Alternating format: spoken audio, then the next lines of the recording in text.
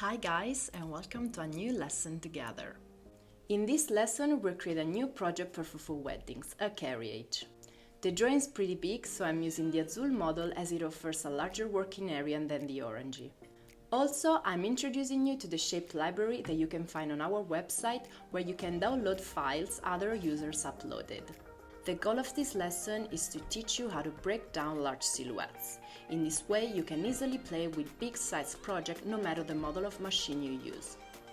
As I already mentioned, I'm introducing you to the shape library that you can find on our website.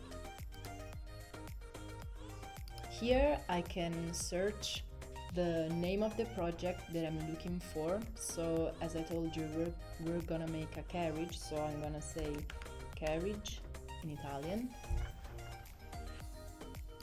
I choose this file and I download it. At the moment the shape library is available only in Italian, but we're working on it to make it in English as well. File in Inkscape, and as first thing I'm going to check the size. It's about 60 centimeters wide and 50 centimeters high. That's about 20 inches high and 24 inches wide. So I want to make it bigger, but I want to keep the proportion. To keep the proportion, I just click on this icon, this lock icon, and I can change the size. I want to make it bigger, so I'm going with 180 centimeters, that it's about 71 inches. As the goal of this lesson is to teach you how to break down a large silhouette like this, I'm going to show you how to do it.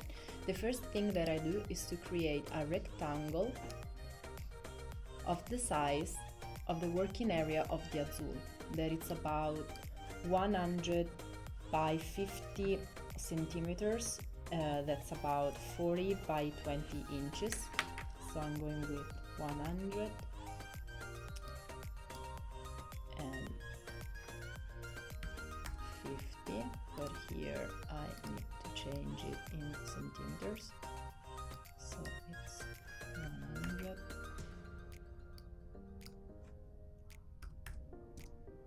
Okay.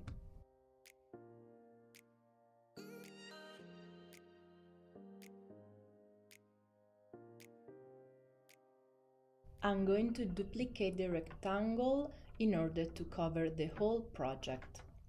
So I'm going to copy it and paste it.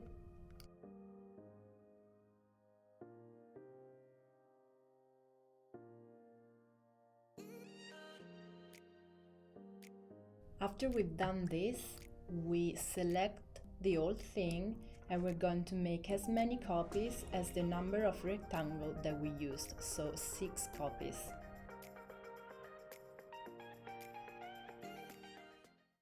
I now select the rectangle, press Shift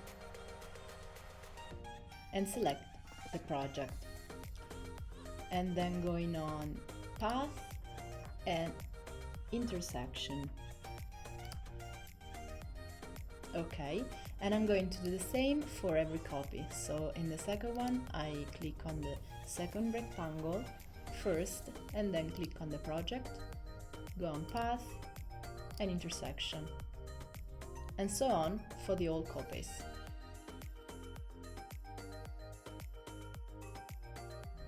Now I can delete all the rectangles that I don't need. Now I'm saving each part as a single file. I'll have 6 different files to cut with Shaco in order to compose the carriage.